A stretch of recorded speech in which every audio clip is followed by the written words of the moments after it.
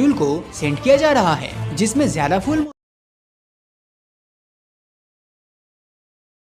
मौजूद है। अगले डिफरेंसेस की बात करें तो LDV यानी लेजर डॉपलर वेलोसिमीटर नाम के डिवाइस को बनाया गया था, जो चंद्रयान 2 में यूज नहीं हुआ, मगर चंद्रयान 3 में इसका इस्तेमाल 100% होगा, जिससे कि वो लैंडिंग के टाइम चंद्रयान 3 के स्पीड को कैलकुलेट कर सके। अब आखिरी डिफरेंसेस है चंद्रयान 3 के लैंडर में, क्योंकि इसमें 2 एंटेनास और 2 कैमरास है, जो लैंड के टाइम कोई बोल्डर या किसी ऑब्स्टेकल्स का पता लगा लेगा, जबकि ये एंटेना और कैमरा चंद्रयान 2 में एक ही साइड पर लगा हुआ था। चंद्रयान 2 मिशन के रोवर की तरह ही चंद्रयान 3 में भी रोवर के जमीन पर घूमने के लिए छोड़ दिया जाएगा, जो 6 पहियों वाला रेक्टेंगल शेप का रोवर है, जिसमें कई सारे नेविगेशन कैमरास भी लगे हुए होंगे। इसके अलावा एनर्जी जनरेट करने के लिए सोलर पैनल्स और कम्युनिकेशन के लिए एंटेनास भी होंगे। ये रोवर पहले लैंडर को डेटा ट्रांसफर करेगा, जिसके बाद लैंडर ये डेटा प्रोपल्शन मॉड्यूल को भेजेगा और फिर ये डेटा इसरो तक पहुंचेगा। इस लैंडर में एक और इंस्ट्रूमेंट मौजूद है, जिसका नाम है चंद्र सरफेस फिजिकल एक्सपेरिमेंट, जो चांद के सतह की थर्मल प्रॉपर्टीज की जांच करेगा। अब तक तो बात हुई चंद्रयान 2 और 3 के डिफरेंसेस की।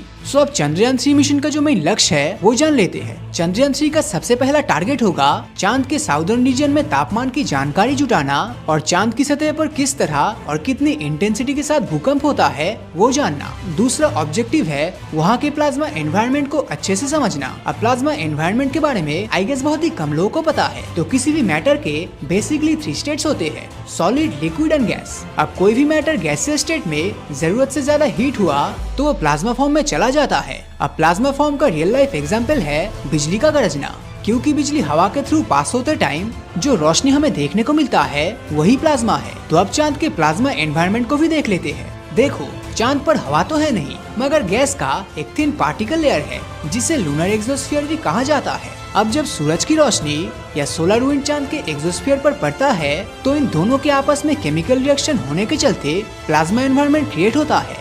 अब अगर इसरो को इस प्लाज्मा एनवायरनमेंट के बारे में पता चल गया तो फ्यूचर में जब हम एस्ट्रोनॉट्स और दूसरे स्पेसक्राफ्ट को वहाँ पर भेजेंगे तो हमें वहाँ के एक्सट्रीम वेदर कंडीशन के बारे में पहले से ही पता चल जाएगा। इसके अलावा चांद के अपने मैग्नेटिक फील्ड की डिटेल जानकारी भी इस प्लाज्मा एनवायरनमेंट के थ्रू ही मिलेगा। अब इस मिशन के चौथे ऑब्जेक्टिव की बात करें तो वहाँ की मिट्टी में किस किस प्रकार के मटेरियल्स है, जैसे कि नेचुरल मिनरल्स, वाटर्स और केमिकल एलिमेंट जैसे बहुत सी चीजों का खोज करना चंद्रयान 3 मिशन का ऑब्जेक्टिव होगा। अब अगर हिस्ट्री में थोड़ा पीछे जाए तो हमें पता चलेगा कि साल 2008 में जब इसरो द्वारा भेजे गए चंद्रयान 1 मिशन को अंजाम दिया गया, तब इंडिया ही पहला देश बना जिसने चांद पर पानी की खोज की थी, जिसको बाद में नासा ने भी कंफर्म किया। और ये हिस्सा चांद के साउथ पोल में ही स्थित है। जैसा कि मैंने पहले भी बताया था कि चांद के साउथ पोल रीजन में अंधेरे के कारण यहाँ पर रोवर भेजने के अलावा कोई और दूसरा रास्ता नहीं है। तो इसीलिए चंद्रयान 2 में हुए गलतियों से सीख लेकर इसरो एक बार फिर से चंद्रयान 3 से कमबैक कर रहा है। और अगर सब कुछ सही से हुआ तो USA, रशिया और चाइना के बाद इंडिया ही चांद पर सॉफ्ट लैंडिंग करने वाला चौथा देश और चांद के साउथ पोल रीजन में लैंड करने वाला दूसरा देश बनेगा।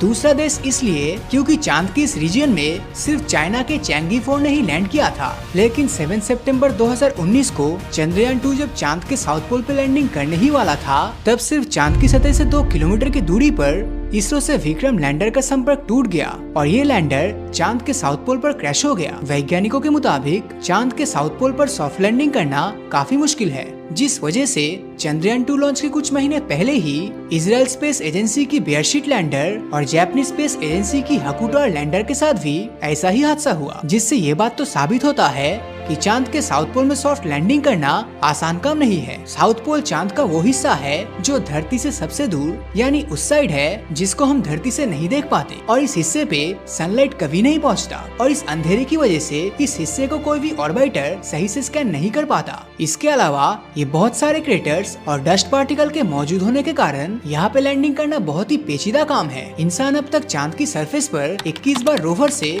या फिर खुद पहुँच चुका है, जिसमें से सिर्फ एक बार ही चांद के साउथ पोल पे लैंडिंग सफल हुआ है। अब इसी रिकॉर्ड को तोड़ने के लिए 14 जुलाई 2023 को दोपहर 2:35 पर सतीश धवन स्पेस स्टेशन से चंद्रयान 3 लॉन्च होकर अगस्त 23 और 24 के बीच ये चांद की सतह पर सॉफ्ट लैंडिंग करेगा। लॉन्चिंग के लिए इसे LVM-3 यानी लॉन्च व्हीकल मार्क 3 में फिट किया जा चुका है। वैसे ये पूरा मिशन इसके लॉन्च से लेकर 2 महीनों का होने वाला है। इसमें बेसिकली 3 मॉड्यूल्स हैं, जिसमें से पहला है प्रोपल्शन मॉड्यूल, दूसरा लैंडर मॉड्यूल और तीसरा रोवर है। तो सबसे पहले चंद्रयान 3 को लूनर ऑर्बिट में इंजेक्ट किया जाएगा। जिसके बाद प्रोपल्शन मॉड्यूल जो लैंडर और रोवर को धरती के आउटर स्पेस से चांद तक लेके जाएगा, जिसका आकार किसी बॉक्स की तरह और वेट 2148 किलो होगा। इसके एक पार्ट में सोलर पैनल्स लगे होंगे जो ऑर्बिटर की तरह ही चांद का चक्कर लगाते हुए चांद के करीब पहुंचेगा और आखिर में लैंडर को सॉफ्ट लैंडिंग के लिए अलग कर देगा। लेकिन इसमें चंद्रयान 2 की तरह ऑर्बिटर तो होगा ही नहीं।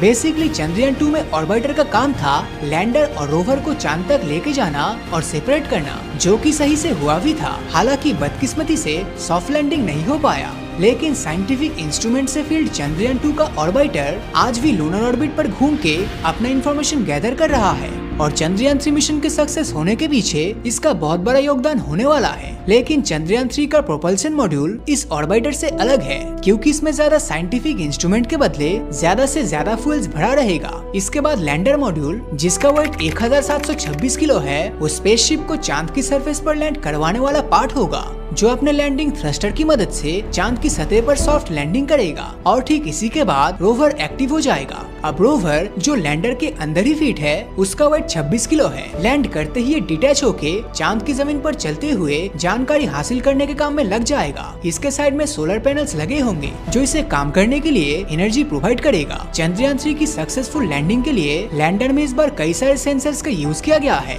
जो इसे किसी बिना रुकावट के सही तरह से लैंड करने में मदद करेगा। इसके अलावा लैंडर में passive laser retro reflector array भी लगा है, जिसे नासा ने इसरो को इस मिशन के लिए दिया है, जिसका काम चांद और सूरज की एग्जैक्ट दूरी का पता लगाना है। लैंडिंग साइट की सरफेस से जांच करने के लिए इसमें अल्फा पार्टिकल एक्सरे स्पेक्ट्रोमीटर और लेजर इंड्यूस्ड ब्रेकडाउन स्पेक्ट्रोमीटर भी लगाए गए हैं। इस बार इस मिशन में ऐसे इंस्ट्रूमेंट का इस्तेमाल किया जाना है जो चांद की सतह पर रह के ही धरती की जांच करेगा। इसका नाम है स्पेक्ट्रोपोलरमीटर ऑफ हैबिटेबल प्लैनेटर। अब चंद्रयान 3 के लैंडिंग के लिए बेहद जरूरी है कि वहाँ सूरज की रोशनी मौजूद हो, नहीं तो इस मिशन के फेल होने के चांसेस काफी बढ़ जाएंगे। अब देखना ये होगा कि क्या चंद्रयान 3 मिशन भारत के इतिहास के लिए एक सुनहरा पल लेकर आएगा, या ये मिशन भी चंद्रयान 2 की तरह पूरे देश के लिए मायूसी का कारण बनेगा। अब इसरो की तरह नासा भी नवंबर 2025 में आर्टेमिस मिशन के थ्रू चांद पर फिर से हिस्ट्री क्रिएट करने वाला है। इसके चलते नासा ने कुछ साल पहले मून प्रोग्राम आर्टेमिस को लॉन्च किया। ये आर्टेमिस प्रोग्राम 3 हिस्से में पूरा किया जाएगा, जिसमें आर्टेमिस 1 को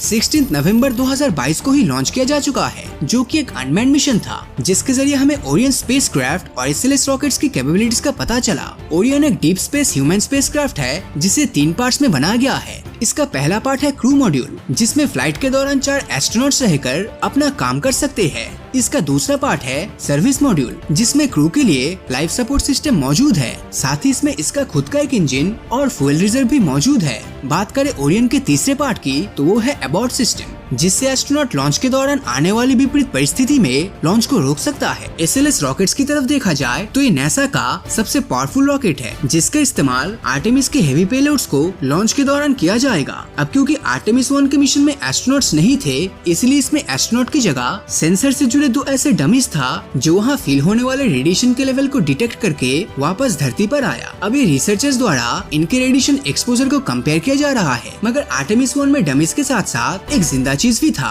और वो जिंदा चीज है बेकर सीस्ट के 12 बैग्स। दरअसल साइंटिस्ट का ऐसा मानना है कि माइक्रो ऑर्गेनिज्म स्पेस में असल इंसान जैसा ही काम आएगा और इनसे बहुत हद तक डीप स्पेस के रेडिएशन लेवल का पता चल जाएगा। आर्टेमिस 1 के साथ 1000 पेड़ों के बीज भी गए थे। आर्टेमिस 1 के बाद साल 2024 में नासा आर्टेमिस 2 मिशन को अंजाम देगा। इस मिशन में स्पेसक्राफ्ट के अंदर 4 एस्ट्रोनॉट्स मौजूद तो होंगे, पर वो चांद की सरफेस पर नहीं उतरेगा, बल्कि वो तो चांद के एक ऑर्बिट को पूरा करके वापस धरती पर आ जाएगा, और इस सब में उन्हें लगभग 21 दिनों का समय लगेगा। आर्टेमिस 2 के सफल होने के बाद आर्टेमिस 3 मिशन में चांद पर पहली महिला कदम रखेगी, जिसके साथ एक दूसरा एस्ट्रोनॉट भी होगा, जबकि बाकी बचे 2 एस्ट्रोनॉट्स ओरियन स्पेसक्राफ्ट के अंदर ही रहेंगे। ये मिशन साल 2026 में लॉन्च हो सकता है, जिसमें स्पेसएक्स नासा को एक लैंडिंग सिस्टम प्रोवाइड करेगा, जो आर्टेमिस 3 के एस्ट्रोनॉट्स को लूनर ऑर्बिट से चांद की सरफेस और फिर से ओरियन स्पेसक्राफ्ट में वापस ले जाएगा। फिर आगे जो मून मिशन होंगे उनके लिए गेटवे का इस्तेमाल किया जाएगा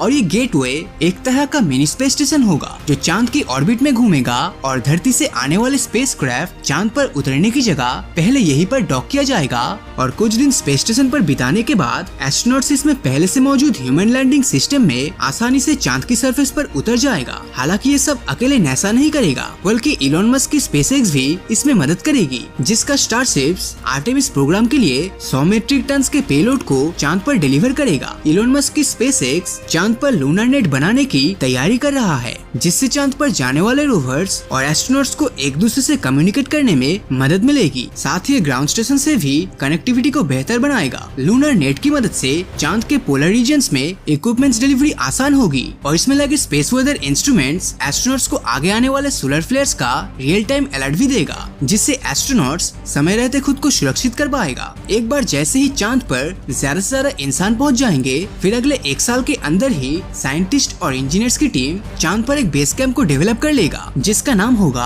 आर्टेमिस बेस कैंप, जिसमें 3 मेन मॉड्यूल्स होंगे। पहला है फाउंडेशन सर्विस हैबिटेट जिसमें 4 एस्ट्रोनॉट्स होंगे। साथ ही एक लूनर व्हीकल भी इसका पार्ट होगा जो एस्ट्रोनॉट्स को लूनर बेस पर एक जगह से दूसरी जगह जाने में मदद करेगा। चांद पर पावर सिस्टम्स भी होंगे जिससे वहाँ पर रिसोर्सेज की माइनिंग भी पॉसिबल हो जाएगी। इसी के साथ ह्यूमंस का स्पेस को कॉलोनाइज करने का सपना साकार होना